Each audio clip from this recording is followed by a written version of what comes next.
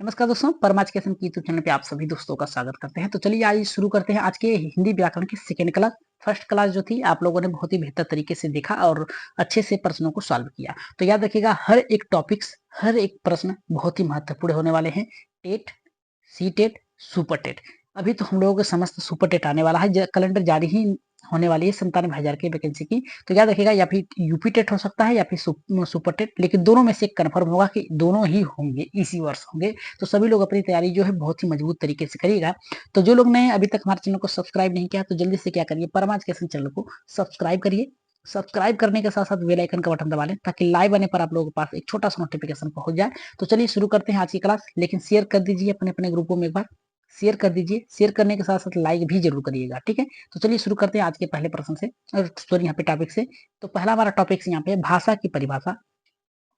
तो भाषा की परिभाषा से हम लोग पहले बात करेंगे कि भाषा होता क्या है। तो भाषा शब्द संस्कृत के भाष धातु से मिलकर बना होता है, जिसका अर्थ होता है बोलना या कहना। याद रखिएगा जो भाषा है वो संस्कृत शब्द के भाष धातु से मिलकर बना है, जिसका अर्थ होता है बोलना या फिर कहना। बोलना हम किसी के समस्त कोई भी बात कर सकते हैं तो उसे बोलना ही कहा जा सकता है, और सामने वाला से सुनता है तो वो भी किसी भाषा को ही सुनता है। तो दूसरे शब्दों में अगर हम कहें तो भाषा वह साधन है जिसके माध्यम से हम सोचते हैं तथा अपने विचारों को व्यक्त करते हैं। अगर साधारण शब्दों में अगर हम बात करें इसके बारे में, तो जब हम अपने विचारों को लिखकर या फिर बोलकर प्रकट करते हैं, दूसरे के विचारों को सुनकर या फिर पढ़कर ग्रहण करते हैं, उसे भाषा कहते हैं। मतलब हम अपनी बातों को जिस प्रकार से भी दूसरे के समक्ष रखते हैं या फिर दूसरा व्यक्ति किसी भी माध्यम से वो आपको देता है, अपने बातों को रखता है आपके समक्ष, तो याद रखिएगा वो एक भाषा ही होती है जिसके माध्यम से हम सोच सकते हैं, समझ सकते हैं, अपनी बातों को कह सकते हैं। इतना आप लोगों को समझ में आ गया कि जो भाषा है वो हिंदी शब्द के भाष धातु से मिलकर बना है, जिसका अर्थ होता है सुनना, बोलना या फिर कहना। तो चलिए आगे बढ़ते हैं। यहाँ पे नेक्स्ट टॉपिक हमारा भाषा के भेद। याद रखिएगा भाषा के भेद भी बहुत ही महत्वपूर्ण है कि भाषा के भेद कितने होते हैं। तो यहाँ पे देखिए कह रहा है हमारा भाषा के मुख्यतः दो रूप होते हैं या फिर भेद होते हैं। तो पहला हमारा कह रहा है मौखिक, दूसरा कह रहा है लिखित। मौखिक का मतलब होता है बोलकर, याद रखिएगा बोलकर, और यहाँ पे लिखित का मतलब होता है लिखकर, ठीक है, लिखकर अपनी बातों को रखना। तो यहाँ पे हमारा महत्व मेन पॉइंट ये है कि भाषा के रूप कितने होते हैं या फिर भेद कितने होते हैं। तो याद रखिएगा कितने होते हैं, दो ही रूप होते हैं, एक मौखिक और एक लिखित। अगर मौखिक की बात किया जाए, याद रखिएगा अगर मौखिक भाषा की बात किया जाए तो यहाँ पे हम देख सकते हैं जब, याद रखिएगा जब व्यक्ति अपने मन के भावों को बोलकर व्यक्त करता है तो वह भाषा का मौखिक रूप होता है। मतलब बोलकर ही हम इस समय बोल रहे हैं, ये संप्रेषण माध्यम है, लेकिन हम बोल रहे हैं, ये भी एक भाषा है। जैसे नाटक, फिल्म, समाचार सुनना, संवाद करना भाषा। नाटक में क्या होता है, कोई व्यक्ति किसी की जो पहले की रचना है उस पर क्या करता है, एक नाटक करता है, आपके समक्ष बोलकर प्रस्तुत करता है। फिल्म में भी दिखाया गया ही जो है वो मौखिक ही होता है, क्योंकि वहां पे बोला जाता है। समाचार में भी यही होता है कि बोलकर पढ़ा जाता है। सुनना, आप कोई व्यक्ति आपके समस्त बोल रहा है तो सुन रहे हैं। संवाद करना यानी एक दूसरे से परस्पर क्रिया के बोलकर क्रिया करना, और भाषण केवल अपनी बातों को ही रखना। तो इतना आप लोगों को समझ में आ गया कि मौखिक भाषा जो होती है अपने मनोभावों को बोलकर व्यक्त करने का एक माध्यम होता है, ठीक है। आगे बढ़ते हैं यहाँ पे लिखित भाषा पे। देखिए लिखित भाषा में क्या है, लिखित भाषा में हमारा क्या है कि जब व्यक्ति अपने मन के भावों को लिख कर व्यक्त करता है, वहां पर बोलकर व्यक्त कर रहा था, यहाँ पे लिख कर, वह भाषा लिखित रूप होता है। जैसे में अगर हम बात करें, याद रखिएगा जैसे हम बात करें ग्रंथ, पुस्तक, अखबार, पत्र, पत्रिकाएं, तो याद रखिएगा ग्रंथ हम लिख देते हैं तो व्यक्ति क्या करता है, दूसरा व्यक्ति उसे पढ़ता है, ठीक है, लिखित भाषा को पढ़ता है। और पुस्तकें जो होती हैं उसको भी पढ़ता है। अखबार सुबह सुबह प्रस्तुत होती हैं, उसमें कोई बोलता नहीं, आप खुद ही उसे देखकर पढ़ते हैं, ठीक है। पत्र, पत्रिकाएं, कोई किसी को अगर आप पत्र लिख रहे हैं तो उसके समस्त जब प्रस्तुत होगा तो आप वहां पे उपस्थित न होंगे, वो आपके लिखे हुए पत्र को पढ़ेगा, तो ये भी एक लिखित होगा, ठीक है, लिखित भाषा। जैसे में नोट, लिखित भाषा के लिए लिपि का होना अत्यधिक आवश्यक है। याद रखिएगा जब तक लिपि नहीं होगा, कोई एक माध्यम नहीं होगा, तब तक आपका लिखित भाषा नहीं हो सकता है। तो आगे बढ़ते हैं नेक्स्ट टॉपिक से। अगर क्लास अच्छी लग रही हो तो एक बार शेयर और सब्सक्राइब जरूर करिएगा। एक देखिए आता है लिखित और सांकेतिक, लिखित और मौखिक भाषा तो हो गई, लेकिन उसके बाद भी एक आता है, ठीक है, जो होता है सांस्कृतिक भाषा। जब संकेतों संकेतों मतलब इशारा होता है के द्वारा बात समझाई और समझी जाती है तब वो सांकेतिक भाषा कहलाती है। वास्तव में यह एक सशक्त भाषा कही जा सकती है। मतलब क्या होता है, जैसे गूंगे व्यक्ति होंगे तो उनके समस्त इशारों में बात किया जाता है तो वो आपकी बातों को समझ लेते हैं। तो यही जो होता है सांकेतिक भाषा। या फिर आप कुछ मुंह में दबाए हुए हैं और सामने वाले व्यक्ति को कुछ कहना चाहते हैं तो आप इशारा कर देते हैं कि यहाँ से चले जाओ या फिर ये कार्य करके आओ। जैसे चौराहे पर खड़ा यातायात नियंत्रक सिपाही मूक बाधिर व्यक्तियों को वार्तालाप। जैसे आप कहीं जा रहे हैं, रास्ते में भीड़ है तो एक क्या करता है, चौराहे पे खड़ा यातायात नियंत्रक यानी यातायात पुलिस जो होती है आपको इशारा करता है कि अभी आप रुकिए या फिर इस साइड जाइए। तो ये होता है आपका सांकेतिक भाषा।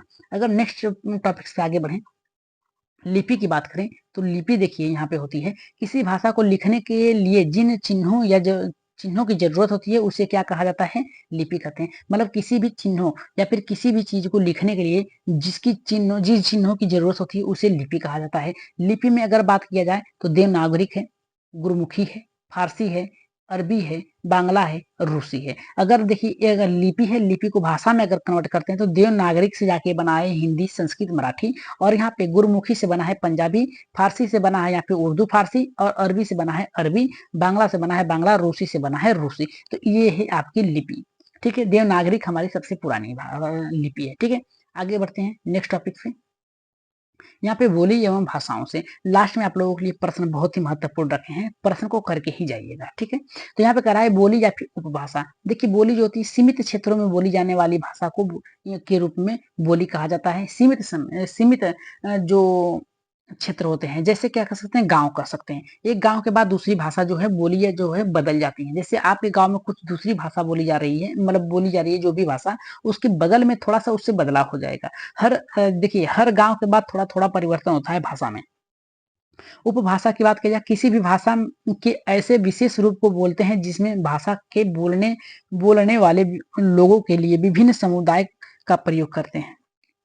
जैसे हम बात करें बिहार के लोग हैं तो बिहारी होंगे, उत्तर के लोग हैं, पूर्वी के लोग होंगे तो ये भी आपकी बिहार की भाषा में बोली जाएंगी। जैसे में पूर्वी हिंदी में अवधी आएगी, बघेली आएगी, छत्तीसगढ़ी आएगी। राजस्थानी भाषा हिंदी में क्या आएगी, जयपुरी आएगी, मरवाड़ी आएगी, मेवाती आएगी, यहाँ पे मालवी आएगी। अगर पहाड़ी हिंदी में बात करें गढ़वाली आएगा, यहाँ पे कुमराउनी हिमाचली आएगा, और यहाँ पे पश्चिमी हिंदी में खड़ी बोली। ठीक है, इसके बाद हरियाणवी, कन्नौजी, ब्रज भाषा आएगी। ठीक है, और इसके बाद अगर बिहार में बात किया जाए बिहारी हिंदी में भोजपुरी, मैथिली और मगधी। ठीक है, ये आपकी क्या है, आपकी भाषाएं हैं। आगे बढ़ते हैं यहाँ पे नेक्स्ट में। नेक्स्ट है हमारा, इसके बाद हम लोग क्या करेंगे, अपने प्रश्नों पे आगे बढ़ेंगे। देखिए यहाँ पे कह रहा है व्याकरण की परिभाषा। ठीक है, व्याकरण की परिभाषा, तो व्याकरण की परिभाषा सबको पता है, लेकिन कुछ ऐसे टॉपिक्स होते हैं जो आप लोगों को हर एक क्लास में आप लोगों को कुछ ना कुछ नया सीखने को मिलता है। तो यहाँ कह रहा व्याकरण वह विद्या है जिसके माध्यम से हम किसी भाषा को शुद्ध लिखना, बोलना, समझना आ जाए, उसे क्या कहते हैं, व्याकरण। जैसे किसी व्यक्ति स्थान भेद भाषा के अंतर कर सकता है, इसे क्या कहा है, इस प्रकार के किसी भी भाषा के रूप में निश्चित नहीं होता। अज्ञात अथवा भ्रम के कारण कुछ लोग शब्दों के उच्चारण में अर्थ ग्रहण की गलती करते हैं। इस प्रकार की भाषा के रूप में विकृति आ जाती है। भाषा की शुद्धता और एकरूपता बनाए रखने के लिए व्याकरण की जरूरत। देखिए व्याकरण का मतलब होता है एक नियम, आपको किस नियम से चलना है, यही एक व्याकरण होता है।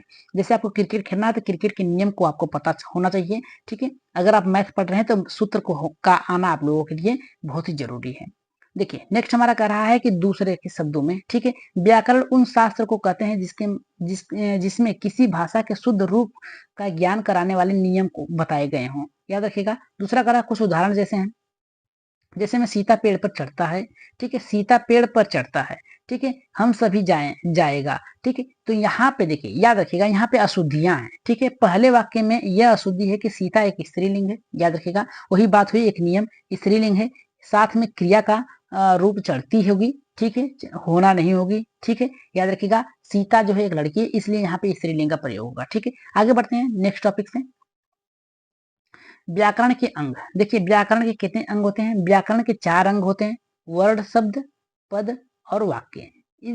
इसलिए व्याकरण के मुख्य 4 विभाग होते हैं। पहला होता है वर्ण विचार, शब्द विचार, यहाँ पे विचार और वाक्य विचार। अगर हम इनके बारे में थोड़ा सा जान लें तो बहुत ही जरूरी होगा हमारे लिए यहाँ पे सुपर टेट में। यहाँ पे कहा वर्ण विचार या अक्षर, यहाँ से आप लोगों को कम से कम 5 नंबर मिलेंगे। व्याकरण से याद रखिएगा, व्याकरण से कम 10 नंबर मिलेंगे, 5 नंबर नहीं 10 नंबर मिलेंगे। तो यहाँ पे कह भाषा की वह छोटी ध्वनि या इकाई जिसे वर्ण कहते हैं, इसके टुकड़े नहीं किए जा सकते, जैसे में अ, ब, म, क, ल, प आदि। ठीक है, वर्ण के याद रखिएगा, भाषा की वह छोटी सी इकाई जिससे टुकड़े न किए जा सके, ठीक है, टुकड़े नहीं किए जा सकते, उसे क्या कहते हैं, वर्ड कहते हैं। जैसे अ ब कलम, ठीक है, जैसे अ है, ठीक है, अ, ठीक है, इसके टुकड़े नहीं किए जा सकते। जैसे ब है, तो इसके टुकड़े नहीं किए। अगर स्वर व्यंजन अगर इसको हटाना है तो क्या करेंगे, अ लिखेंगे, फिर ठीक है, फिर इसके बाद प्लस करेंगे, आधा ब लिखेंगे, ठीक है, तो ये हो जाएगा ब पूरा, ठीक है। तो यहाँ ऐसे होता है। इसमें वर्णमाला वर्णों के भेद, उसके उच्चारण, प्रयोग, संधि पर विचार किया जाता है। यहाँ पे शब्द विचार है। शब्द विचार में वर्णों के उन मेल को जिन्हें वर्णों के उस मेल को शब्द कहते हैं जिसका कुछ अर्थ निकलता हो शब्द विचार में। जैसे में कमल, राकेश, भोजन, पानी, कानपुर आदि। इन शब्दों में रचना, उसके भेद, शब्द यहाँ पे संपादन तथा उसके प्रयोग में आदि विचार किया जाता है। आगे बढ़ते हैं नेक्स्ट टॉपिक से। नेक्स्ट टॉपिक हमारा है यहाँ पे पद विचार। इसमें पद, इस पद भेद, यहाँ पे पद रूपांतरण तथा उसके प्रयोग में आदि का विचार किया जाता है, याद रखिएगा। और नेक्स्ट क्या रहा है हमारा, वाक्य विचार। अनेक शब्दों को मिलाकर वाक्य बनता है, ये शब्द मिलाकर भी किसी अर्थ का ज्ञान कराता है, उसे वाक्य विचार कहते हैं। जैसे सब घूमने जाते हैं, सब में क्या है, सभी लोग शामिल किया है। राजू सिनेमा देखता है, मतलब कोई व्यक्ति है जिसका नाम राजू है, वो क्या कर रहा है, सिनेमा मतलब पिक्चर देख रहा है। यहाँ पे क्या कर रहा है, देखिए, इन वाक्यों, इसके अंग, पदबंध तथा विराम चिन्ह आदि का विचार किया जाता है, मतलब यहाँ पे क्या लगाना है, ठीक है। आगे बढ़ते हैं नेक्स्ट टॉपिक से। नेक्स्ट टॉपिक से ही हमारा एक प्रश्न, यहाँ पे प्रश्न चालू हो गया है, और प्रश्नों को बहुत ही बेहतर तरीके से सीखने का प्रयास करेंगे और उत्तर देंगे इसका। सभी लोग इसका उत्तर दीजिएगा। कह रहा है कि हिंदी वर्णमाला को कितने प्रकार से विभाजित किया जा सकता है। पहला कह रहा है 2, दूसरा कह रहा है कि 3, तीसरा कह रहा है 4 और चौथा कह रहा है 5। तो जल्दी से इसका कमेंट में उत्तर दीजिए।